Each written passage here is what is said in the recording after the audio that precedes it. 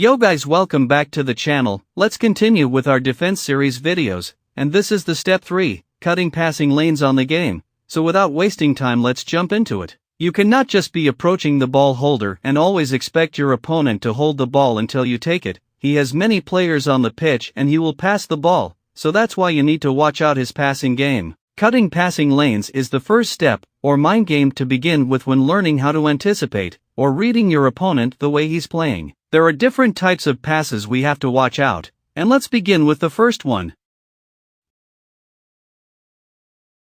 The short pass is the most used pass around and all over the pitch, and always there's a short distance between the passer and the ball receiver, so as the defender, you have to imagine the pass lane, from the ball holder to the ball receiver. After imagining this lane, then position your defender in that lane. When you position your defender like this and the opponent attempts to pass to that exact player, your defender will automatically take the ball. And as the guide on how to defend, we also need to know how you move your defender. Usually we use the speed jockey to cut passing lanes. Speed jockeying gives you full control over your defender in terms of movements, but still it depends on the distance between your defender and the passing lane. Sometimes you have to sprint to close up that distance, then position your defender in the passing lane for you to win the ball, so being aware of the distance is also crucial. You can even cut the passing lane, then after you press or approach the ball holder, but we shall look at this logic later. But to be able to cut these short passes you need to know one thing. You need to start thinking as your opponent.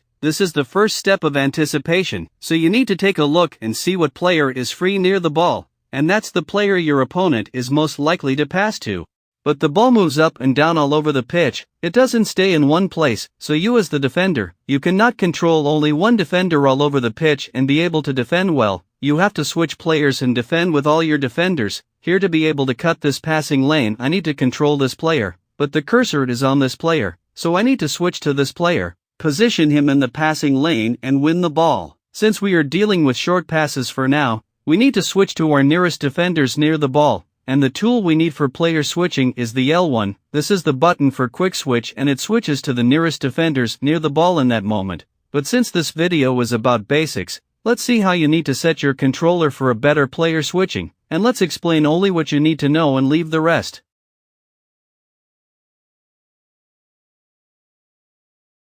To be able to switch players as the way pros do it, you need a better controller setting. Some players set auto switching on automatic. This is wrong and not recommended. Every time the opponent passes, the game will switch for you. This gives you less control over your players. If you want to defend as the best players, you need to avoid automatic setting. So here I recommend you to use only on loose balls. This is the best according to how I experienced while defending with it. Here the game switches for you only if the opponent cross into your box, and if there's a loose ball, a 50-50 scenario. If you try manual, you will struggle to defend headers. Here you have to switch for yourself everything including crosses, and if you forget or delay, you may get punished. Then auto switching move assistance, here set it on none, that's better than high and low. We have this feature, next player switch indicator. If you set it on, you will see a faded icon, and this shows the player the game will select for you if you press the L1 quick switch, and it's always on the player near the ball area, and it can also be used as the second man press, but we shall look at this later. So this is how your setting should be. I personally don't like to set the next player switch indicator on. It has no problem and it's good. If you're a beginner, I recommend you to set it on, but for me I feel uncomfortable when it's on. So now you can switch players near the ball well, and you can defend short passes easily. You just need to put that into practice.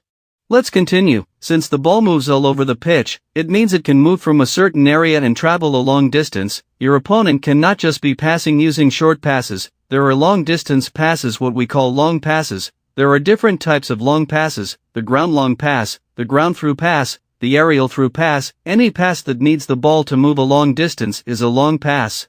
We have 3 ways to stop these passes, and the first step is to stop the pass immediately before the ball passer takes action. If your defender is near the ball holder, here just approach the ball holder and apply pressure on him. It's difficult for him to get a clear angle to release the ball perfectly. The opponent will either turn away and look for other options, or if he delays, you can tackle the ball and win it. So this is the first step, and it applies to all types of long passes. The other ways are little bit different. You have to select your furthest defender and defend the pass with him, and we looked at the L1, it selects the nearest defender near the ball, which means it can't work here. that's when we need to use the right stick switch.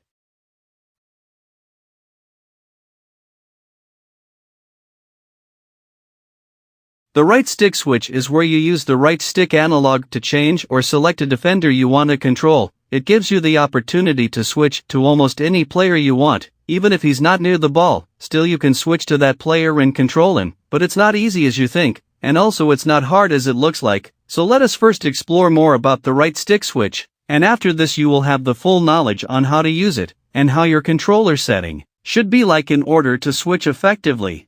First of all, we have two references of right stick switch, and beginning with the player relative, using this setting, it means that any defender with the cursor, that is the point or center of switch, just imagine a circle, so that circle will act as your center point when you need to select another defender. Using these arrows illustrated very well, here you can select any defender you wish to control. For example, if you want to select this defender, you flick the right stick analog towards this direction, flick the analog and the cursor will appear on that defender, meaning that you have control over this defender in that moment. And if you want to select this defender down here, you flick the right stick analog in that direction of the player. So that's how the right stick switch works. So what about the ball relative? Here the ball is the center of the switch. For example here, if I flick the right stick analog in this way, if it's player relative this player would have been selected, but ball relative the ball is the center, so the player in that direction from the ball is this one, and when I flick it, that player is selected. The angle also matters. Ball relative is rarely used and a lot of pros don't even use it. They prefer player relative as well as me, so I recommend player relative.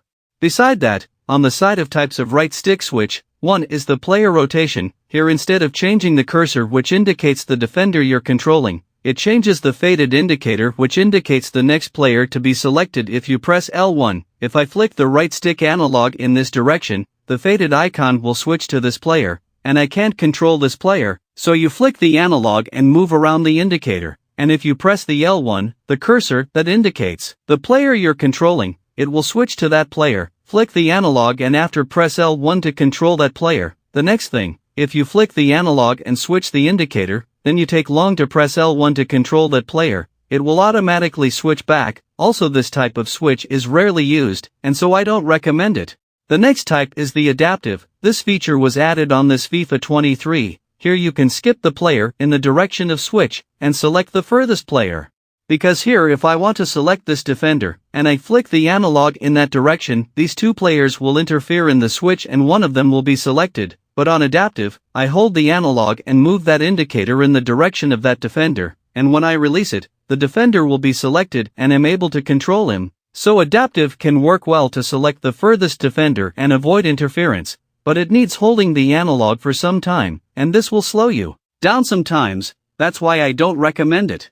And so I recommend you guys to use classic on type, player relative on references. That's the settings you need to be able to switch players using the right stick analog effectively. Back on how to stop long passes, and beginning with direct long pass, this pass is directed towards where the ball receiver is positioned, so as the defender, you have to spot any distant opponent's free player, and also your defender near that free player. Here use the right stick switch and select that defender. After you have gained control over that defender, position him in the passing lane in order for him to intercept the pass. It's a right stick switch to that defender and close up the pass. Now things are becoming more manually than what you think. This is how pros mastered how to defend with high pressure. And it's not only positioning your defender in the passing lane, you can even position him near the ball receiver. Here if the opponent passes to him, you can react very quick and apply pressure to win the ball as quick as possible, but still, try to cut that passing lane if you can. Then next is the through pass, ground or aerial. Through pass needs the opponent to have any player who will receive the ball to run in behind or forward, and the opponent will either send that player manually to run, or it happens sometimes automatically when there's space left by one of your defenders. So when you spot this, you need to react immediately. If there's no any of your defender near the ball holder, don't think about pressing the ball. Here you have to track that runner, which means you have to react very fast. That moment you see that player running, right stick switch to your defender near that runner, or in the running path of that running player. Since those running players tend to be very fast than your defenders, you need to first sprint back and create a gap between your defender and that player. So after creating this gap, you need to jockey towards that running player. Here if the opponent attempts to pass, your defender will by all means win the ball back.